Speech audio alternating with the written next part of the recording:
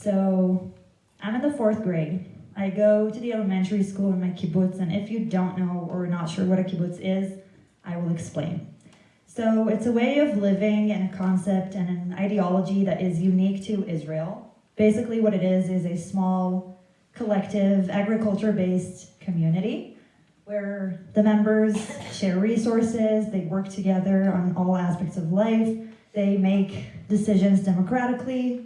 When my dad was growing up in a kibbutz, it was a very hardcore communal experience, but by the time I was growing up, the system has changed, things have changed, but the communal feel very much remained. Everybody knew everybody. The kids in my 4th grade class were the same kids I have known ever since I could remember. My best friends they still are actually, the same kids I've known since I was 2, so when a new kid moved to our school, it was a very, very big deal for everybody.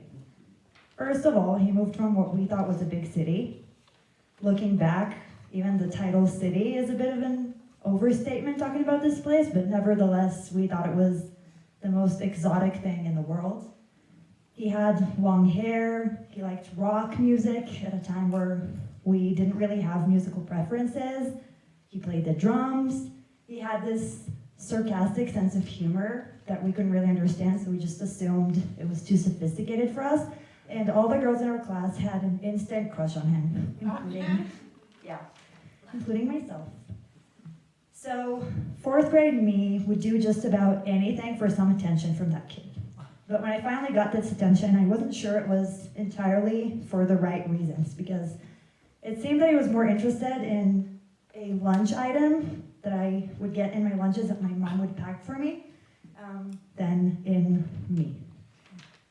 So a little side note about my mom. She is an amazing person. She is my favorite person in the world. She is a woman of so many gifts, so many talents, but cooking is just not one of them. Never was, never has been. It was a challenge growing up. So it's not that she doesn't like cooking. She really enjoys it. But you know how some people's cooking kind of like lacks imagination? Her cooking has too much imagination, I would say. So yeah. Her favorite late night snack is, this is real, this is true. She just smears this thick layer of mayonnaise on a slice of cheese and puts it in the microwave for like 15 seconds. This one time, I will never forget this. This one time, she, as the last minute touch, decided to garnish a perfectly good mushroom soup with chunks of dried mangoes. So really, it was not easy. It was not easy growing up. Not easy. But between soggy sandwiches and like tired looking fruit, there was one thing that not even my mom could mess up. And it was Cheerios. Let me explain something. In Israel, the selection of cereal we have in grocery stores is not quite as wide and like overwhelming as it is here. So every once in a while, my siblings and I would get to choose something special, like Captain Crunch, or like my favorite was Trix. But Cheerios were a cheaper, relatively healthy compromise. And so every lunch break, my lunches were they were not the envy of my school, but the Cheerios bag was the one thing I actually ate. So I would really look forward to lunch to eat them. But it turned out that I wasn't the only one who was into them. So soon after the new kid I had a crush on moved to our school, he developed a really upsetting habit. Every lunch break, he would come by my table, he would reach his hand into my bag of Cheerios, and he would walk away with a big handful of my cereal. And he never, not once, asked for my permission.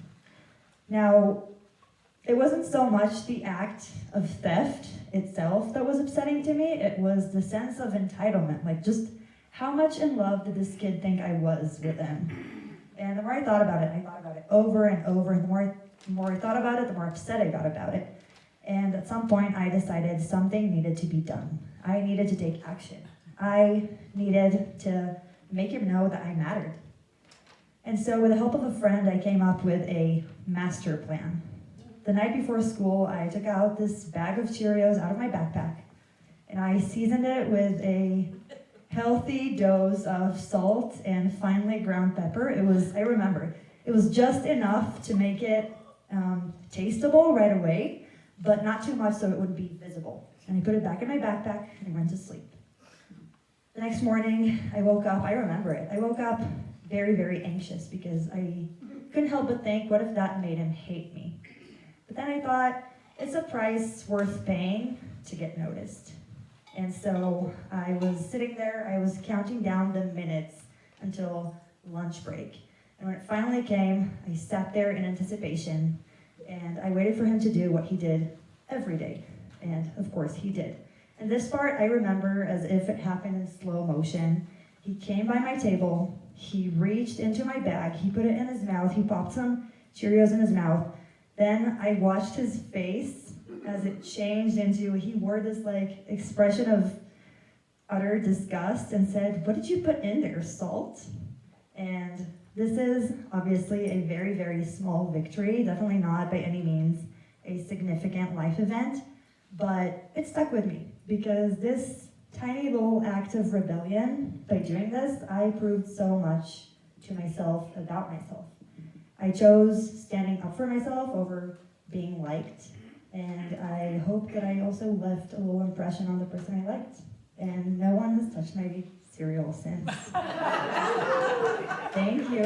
Are you still friends? No. I really don't. I can't see what I saw in him. But then again, I was 9. Yeah, fair enough. Fair enough. That's cute. Thanks for